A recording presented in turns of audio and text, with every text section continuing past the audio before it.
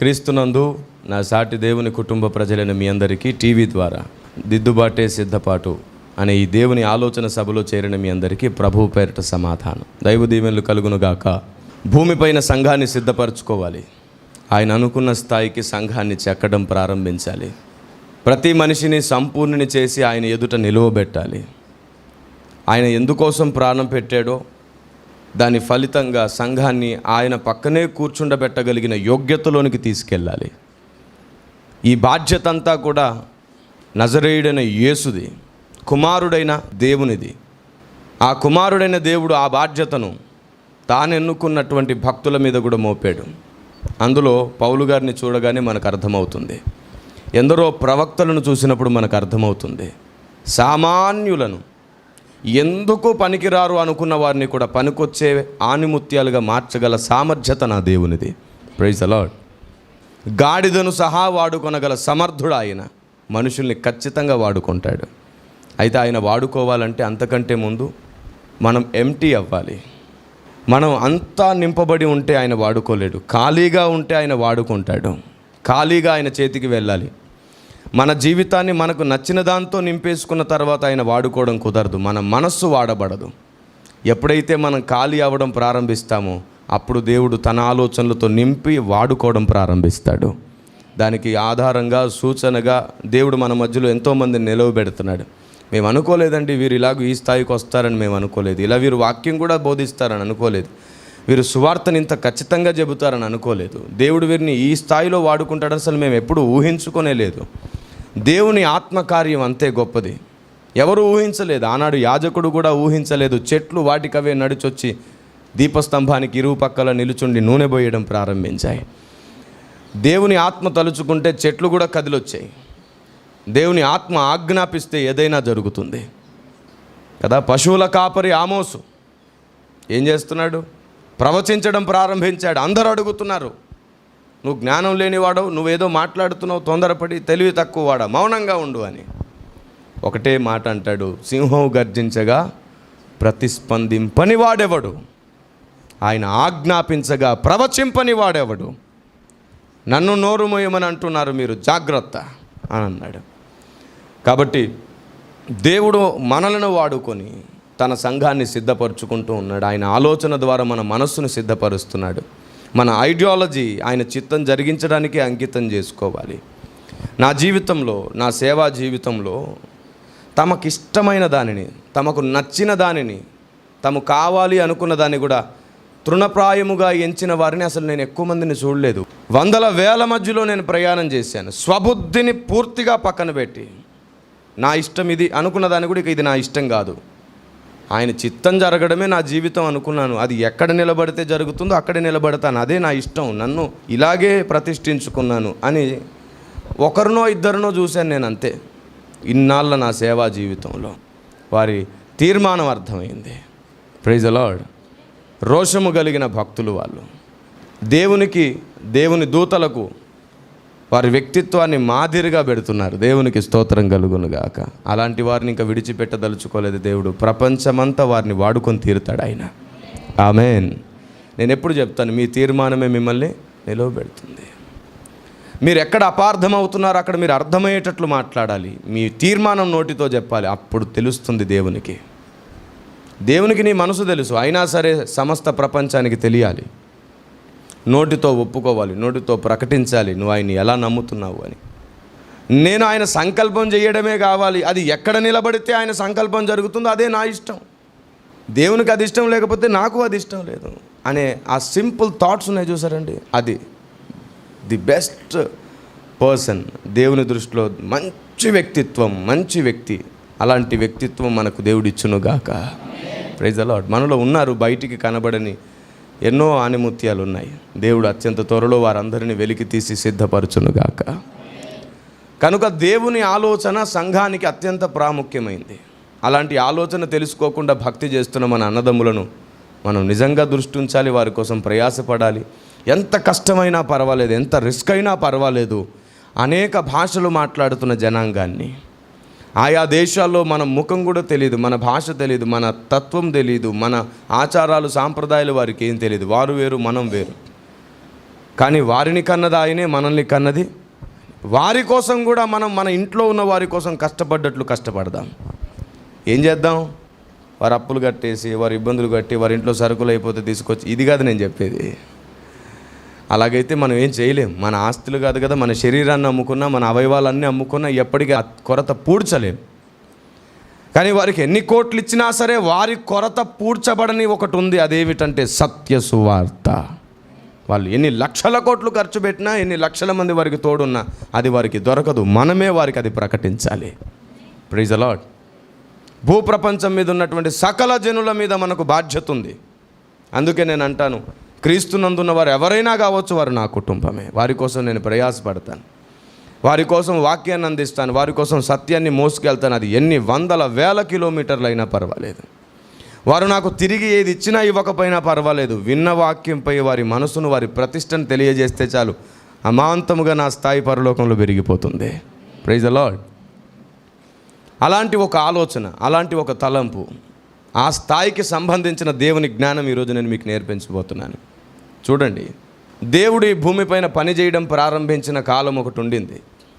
చూద్దామా? మనం లేఖనాలను చూద్దాం రండి. పరిశుద్ధ బైబిల్ గ్రంథంలో నుండి యోబు గ్రంథం 11వ అధ్యాయం 7వ వచనం చూడండి. దేవుని గూఢాంశములను నీవు తెలుసుకొనగలవా? సర్వశక్తుడగు దేవుని గూర్చి నీకు పరిపూర్ణ జ్ఞానము కలుగునా? దేవుని గూఢాంశములను నీవు తెలుసుకోగలవా? ఆయన గూర్చిన పరిపూర్ణ జ్ఞానం నీకు కలుగుతుందా అసలు అని అడుగుతున్నాడు. ఎందుకంటే బైబిల్ గ్రంథములో ఆయనను గూర్చి పూర్తి సంగతులు పరిపూర్ణంగా రాయబడలేదు. రాయబడిందే మహాపరిపూర్ణం. ఇంకా రాయబడని మహాపరిపూర్ణం ఎంతో ఉంది. ఏమండి, ఈరోజు అంశం కూడా అదే. పరిశుద్ధ గ్రంథంలో వ్రాయబడని దైవ జ్ఞానం. ఇంకా పరిశుద్ధ గ్రంథంలో పూర్తిగా రాయబడకుండా మిగిలిపోయింది దేవుని ఆలోచన. నేను చెప్పిన ఇదే మాట మీకు ఈ పత్రికలో కనబడుతుంది. చూడండి, యోహాను పత్రిక 2వ పత్రిక 1వ అధ్యాయం 12వ మాట చూడండి. అనేక సంగతులు మీకు రాయవలసి ఉండియు సిరాతోనూ కాగితముతోనూ వ్రాయ మనసు లేక మీ సంతోషము పరిపూర్ణమవునట్లు మిమ్మును కలుసుకొని ముఖాముఖిగా మాట్లాడ నిరీక్షించుచున్నాను. చూసారా? ఏమిటంట? నేరుగా చాలా విషయాలు నేను రాయడం కుదరక నేరుగా వచ్చి మాట్లాడాలనుకుంటున్నాను అన్నాడు. ఆ మాట్లాడిన విషయాలు ఇందులో రాయబడ్డాయా? ఏం మాట్లాడి ఉంటాడు? 3వ పత్రిక చూడండి ఒకసారి, 13వ వచనం 1వ అధ్యాయము. అనేక సంగతులు నీకు వ్రాయవలసి ఉన్నది కానీ సిరాతోనూ కలముతోనూ నీకు వ్రాయ నాకు ఇష్టము లేదు. కాబట్టి అనేక సంగతులు ఇంకా వ్రాయబడలేదు బైబిల్ గ్రంథంలో. చాలాసార్లు దేవుడు పంపిన సందేశం ప్రజలకు అందిస్తూ ఉంటే అక్షరార్థుల వాదన ఏమిటంటే వాక్యం చూపించండి, లేఖనం చూపించండి అని. వీరు అక్కడ డైరెక్ట్గా రాయబడి ఉంటేనే నమ్ముతారంట. ఉదాహరణకి మీకు జ్ఞాపకం ఉండే ఉంటుంది, జన్మ పాపం ఉందా లేదా అనే చర్చలో జన్మ పాపము లేదు అనే మాట అక్షరంగా చూపించండి, డైరెక్ట్గా చూపించండి అని మాత్రమే వెదికారు అన్నదమ్ములు. కానీ మనం చాలా స్పష్టంగా చెప్పాం, డైరెక్ట్గా నీకు వాక్యం ఎప్పటికీ బైబిల్లో దాని గురించి దొరకదు. ఎందుకంటే ఉన్నట్లుగాను లేనట్లుగాను సమపాలనలో వాక్యాలు కనబడుతున్నాయి. నేను ఎన్ని చూపించినా నువ్వు అన్ని చూపిస్తావు, ఇది తెగదు, నువ్వు అర్థం చేసుకుంటేనే తెగుతుంది సోదరా అని చెప్పాం. జన్మ పాపము లేదు అనే మాట డైరెక్ట్గా ఉంటే ఆ వాదన ప్రపంచమంతటా ఇంత ఉధృతంగా ఎందుకు జరుగుతుందండి? ఏ ఇష్యూ అయినా కానీ, ఇప్పుడు కృపావరములు ఎప్పటికీ నిలిచిపోవు అని ఉందనుకోండి, నిలిచిపోతాయనే బోధ ఎందుకు వస్తుంది? కృపావరములు ఆయన రాకడ తర్వాతే నిలిచిపోవునని డైరెక్ట్ మాట ఉందనుకోండి, ఇంకా అసలు వివాదమే లేదు. కృపావరములను గురించి, అభిషేకం గురించి ఎవరు వాదించరు. రాకడ తర్వాతే నిలిచిపోతాయంటే ఇప్పుడు అందరం కనిపెడదామంటారు. ఎందుకు ఇన్ని రకాల సిద్ధాంతాలు ఉన్నాయంటే డైరెక్ట్ స్టేట్మెంట్ లేవు చాలా విషయాల్లో. ఎందుకు లేవండి అంటే ఫిల్టరేషన్ కోసం అండి. ఆయన గొర్రెలెవరో మేకలెవరో తెలుసుకోవడం కోసం అండి. స్వబుద్ధిని చంపి సొంత ఇష్టాన్ని పక్కన పెట్టి ఆయన మనసును ఎరిగే వారి కోసం అండి. స్పష్టంగా చెప్పాలంటే గొర్రెలను వేరు చేస్తున్నాడు, మేకలను వేరు చేస్తున్నాడు. బుద్ధి లేని కన్యకలు కొందరు, బుద్ధిగల కన్యకలు కొందరు. వారిని ప్రత్యేకపరచుకోవడం కోసం అండి. నిత్యత్వం అంతా ప్రధానులకు అధికారులకు బోధ చేయాలంటే కావలసిన వ్యక్తిత్వం కావాలి, దానికోసం అండి. ఇంకా డైరెక్ట్ స్టేట్మెంట్స్ ఉంటే మనం ఇంకా వాక్యాన్ని పరిశీలించక్కర్లా, అన్నీ డైరెక్ట్గానే ఉంటాయి. ఇంకా బోధించాల్సిన అవసరమే లేదు. బైబిల్ని చదువుకుంటే అందరికీ సత్యం తెలిసిపోతుంది. కానీ అలా పెట్టలేదు దేవుడు. బయటికి కనబడకుండా నిగూఢంగా చాలా విషయాలు రాశాడు. కొంచెం వాక్యం అచ్చట, కొంచెం ఇచ్చట మనకు యెహోవా వాక్యం వచ్చును. వాటన్నిటిని పోగు చేసుకుని న్యాయముగా ఆలోచించాలి.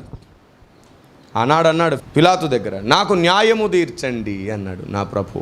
అదే లేఖనం ఈరోజు సాక్ష్యం ఇస్తుంది, నాకు న్యాయమైన తీర్పు తీర్చండి, నేనేమై ఉన్నానో దానినే ప్రకటించండి అని లేఖనం ఘోషిస్తుంది. డైరెక్ట్ స్టేట్మెంట్ ఎప్పుడు కోరుకోవద్దు. లేఖనం చెప్పేదాన్ని అర్థం చేసుకోవడానికి ట్రై చేయాలి. అది చరిత్ర కాదు, నీకు డైరెక్ట్గా ఉన్నట్టు రాయడానికి దేవుని ఆలోచన. వాటిని దేవుడు కొంచెం అచ్చట కొంచెం ఇచ్చట పెట్టాడు. దేని జతపక్షి దానికి ఉండక మానదు అని రాయబడింది. ఆ జతపక్షులను ఒకచోటికి చేరిస్తే ఒకే స్వరం వినబడుతుంది. ఒకచోట నీకు కోయిల దొరికింది, ఇంకో కోయిల దొరుకుతుంది ఖచ్చితంగా. కాకుండా నువ్వు కాకిని తెచ్చి కలర్స్ ఏముందని పెడుతున్నావు, అది కుహు అనకుండా కావు అంటుంది. పర్లేదులే అడ్జస్ట్ అని అంటున్నావు. బుద్ధి లేని వ్యవస్థ ఒకటి దాపురించింది, పై రంగు కలిసింది కానీ స్వరము కలవట్లేదు, అది చూడట్లేదు. వచనాలు పై రూపంగా కనబడుతున్నాయి కలిసినట్లు, కానీ అంతర్భాగంలో దేవుని ఉద్దేశం వేరు. ఒక్క వచనం అని చాలామంది అడుగుతుంటారు. జన్మ పాపం గురించి నేను ఒక్క వచనం చూపించలేక కాదు, చూపించిన నమ్మడం కుదరదు, వారు నమ్మరు.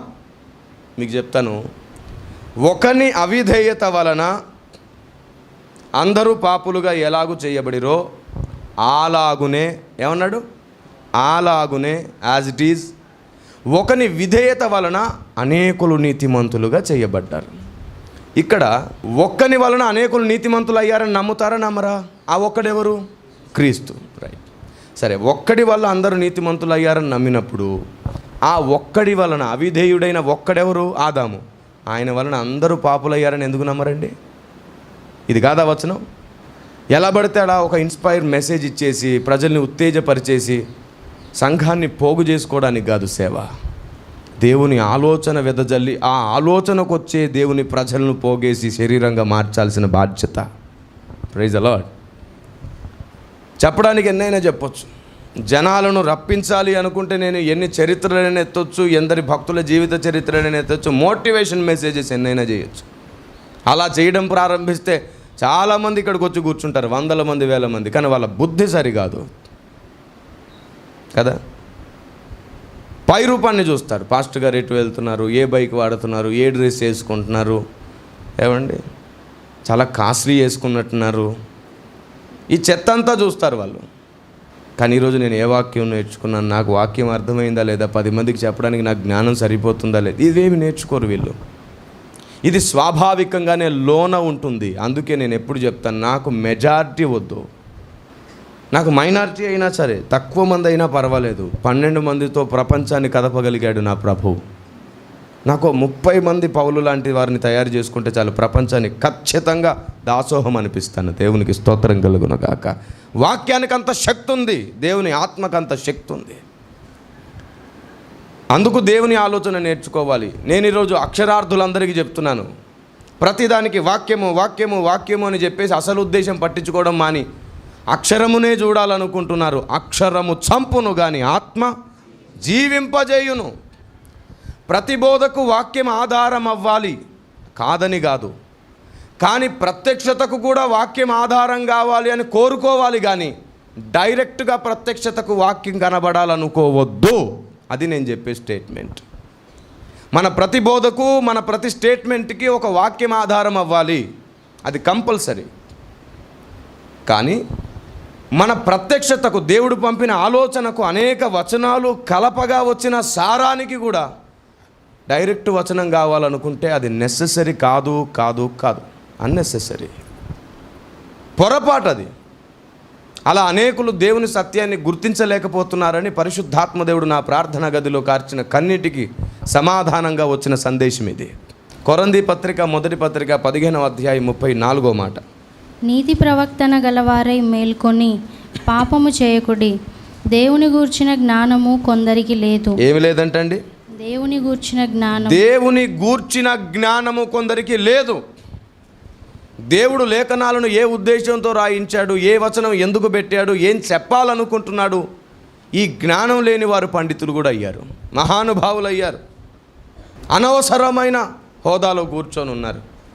తమ శక్తిని బట్టి వారు ఎదిగారు. కానీ దేవుడు నడిపిన మార్గంలో ఎదగడమే దేవుని దృష్టికి యోగ్యమైనదే. మరలా చెప్తున్నాను, మన స్థాయిని మనం కోరుకోవద్దు. మన స్థాయిని దేవుడు నిర్ణయించాడు, నువ్వు అక్కడికి ఖచ్చితంగా చేరతావు. జస్ట్ నీ ఐడియాలజీ అలా మార్చుకుంటూ వెళ్ళు. దేవుని ఆలోచన ప్రకటించడానికి దేవుడు వాడుకుంటాడు. రండి, చాలా తక్కువ సమయం ఉంది, కొంచెం ముందుకు తీసుకెళ్తాను మిమ్మల్ని. దేవుని గూర్చిన జ్ఞానము కొందరికి లేదు. దేవుడు ఎందుకు లేఖనాలు రాయించాడో, ఏ లేఖనమును గూర్చి దేవుడు ఏం చెప్పాలనుకుంటున్నాడో పూర్తిగా తెలియక కోయిలను కాకిని పక్కనే పెట్టి కలర్ సెట్ అయింది అని అనుకుంటున్నారు, కానీ స్వరాలు ఉద్దేశాలు సెట్ అవ్వట్లేదు. అది ఎలా ఉంటుందో ఒకసారి మీ ముందు పెడతాను, చూడండి. ఒకసారి మీ పరిశుద్ధ గ్రంథాలు తెరిచి తెస్సలోనియులకు రాసిన పత్రికలో కూడా మొదటి పత్రిక 2వ అధ్యాయం 13వ వచనంలో ఒక మాట రాయబడిందండి. ఆ హేతువు చేతను మీరు దేవుని గూర్చిన వర్తమాన వాక్యము మా వలన అంగీకరించినప్పుడు మనుష్యుల వాక్యమని ఎంచక అది నిజముగా ఉన్నట్టు దేవుని వాక్యమని దానిని అంగీకరించితిరి గనుక మేమును మానక దేవునికి కృతజ్ఞతాస్తుతులు చెల్లించుచున్నాము. చూడండి, అక్కడ రాయబడిన ఆ మాటలను ఒకసారి ఉద్దేశించండి. పౌలు గారు వారికి దేవుని ఆలోచన, దేవుని ప్రత్యక్షత ప్రకటించే సమయానికి వాటికి వాక్యాధారాలు లేవు. అయినా సరే ఇది మనుషుని వల్ల కలిగింది అని అనుకుంటారంట. వాళ్ళు ఏమని నమ్మారంట? దేవుని వల్లనే కలిగిందని నమ్మారంట. వారు ఆనాడు బోధించిన బోధే ముద్రించబడి కొత్త నిబంధన ప్రస్తావించబడింది, పత్రికలుగా ప్రస్తావించబడింది. పరిశుద్ధాత్మదేవుడు వారి నోట పలికించాడు. అది వారి స్వబుద్ధి కాదు, మనుషులు చెప్పిన మాటలు కాదు, దేవుడే వారిని వాడుకొని మాట్లాడిన మాటలు. ఆనాటి జనం అది నమ్మారంట. ఈనాడు ఒక వచనాన్ని ఆధారితంగా తీసుకొని దాని ఉద్దేశం ఇదండి అంటే మీరు చెప్పినట్లు డైరెక్ట్ స్టేట్మెంట్ కావాలని అడుగుతున్నారు. ఇంత మూర్ఖమైన వక్రజనం దేవుణ్ణి ఇంకా దుఃఖపరుస్తూనే ఉన్నారు. వాక్యాన్ని బాహాటంగా సిలువ వేస్తున్నారు, అవమానిస్తున్నారు. దేవుడు పంపిన దాసుడుగా చెప్తున్నాను, కాలం చెల్లే రోజులు దగ్గరలో ఉన్నాయి, జాగ్రత్త. ఇక నీ స్వబుద్ధిని పక్కన పెడితే మంచిది. ఒక్క క్షణంలో దేవుడు ఎవరినైనా తుడిచిపెట్టగలడు. ఒకే క్షణంలో ఒక జనాన్ని కూడా లేపగలడు ఆయన. Praise the Lord. ఆయన సంకల్పానికి ఏది అవసరం ఆయనకు తెలుసు. ఆయన ఎన్నుకున్న ఒక్కడి కోసం 1000 మందినైనా సరే భూమి మీద నుంచి తీసేస్తాడు అవసరమైతే. ఆయనకు అసాధ్యమైంది ఏది లేదు. Praise the Lord. ఎందుకు తీసావయ్యా అని మనం అడగకూడదు. ఆయన సంకల్పం అదే అయితే అందుకే లోబడిపోవాలి. అక్కడ అబ్రహాము విశ్వాసాన్ని మనం కనుపరచగలుగుతాం. Praise the lord. నేను మీకు చాలాసార్లు చెప్పాను, నేను కన్న పిల్లలు ఒకవేళ తీసివేయబడ్డా సరే ఎందుకు తీసివేసేవనే క్వశ్చన్ కూడా నేను దేవుని అయ్యను. ఆయనకు తెలుసు ఎప్పుడేం చేయాలో. Praise the lord. ఆమేన్. నేను అబ్రహాము విషయములో వచ్చిన శోధన వస్తే అబ్రహాము లాగే ప్రవర్తించడానికి లేఖనం నేర్చుకున్నాను. నేను అబ్రహాము విశ్వాసం గొప్పదని చెప్పడమే కాదు, ఆ స్థాయి వచ్చినప్పుడు అదే విశ్వాసం చూపించడం గొప్పదే. Praise the lord. అలాంటి శోధన మీ అందరికీ రావాలని కాదు నా కోరిక. భక్తులను వెంబడిస్తున్నప్పుడు వారిలాగే ప్రవర్తించడం నేర్చుకోవాలనేది నా ఆలోచన. Praise the lord. బైబిల్ గ్రంథం మనకు నేర్పిస్తుంది. మనకు ప్రేమలు ఉంటాయి, ఆప్యాయతలు ఉంటాయి, విడిచిపెట్టుకోలేం మనం, నిజమే. దానికి దేవుడు కూడా విలువిస్తాడు. ఎంతవరకు ఇస్తాడంటే ఆయన సంకల్పం జరిగేంతవరకే. ఎప్పుడైతే సంకల్పం జరగదో ఏ సెంటిమెంట్స్కి తావు ఉండదు. ఆయన చిత్తం జరగడమే ప్రాముఖ్యం. ఇంకో మాట చెప్పాలంటే, నీకోసం మేము లేకుండా పోవడం మా ధన్యత ప్రభు అని వారు అనుకుంటారు. మనకు ఆ ధన్యత లేదు. హతసాక్షులైన వారు ఏమనుకున్నారు? భార్య ఉన్నారు, పిల్లలు ఉన్నారు, కానీ వారు చంపబడ్డప్పుడు ఏమనుకున్నారు? ఇదే మా ధన్యత, ఇదే మా జీవితం అనుకున్నారు. అందుకే హతసాక్షులైన వారు ఆయనతో పాటు ఏలుతారంట. దేవునికి స్తోత్రం. ఆయనే ఇష్టపడి కొందరిని తీసేస్తున్నాడంటే వారు ధన్యులని చాలా మెసేజ్లో చెప్పాను. గుర్తుందా మీకు? చాలా మెసేజ్లో చెప్పాను. కొందరు చిన్నపిల్లలు చనిపోతున్నారండి, అయ్యో వారి పరిస్థితి ఏంటని బాధపడుతూ అడిగితే చెప్పాను నేను, అది వారికి భాగ్యమే.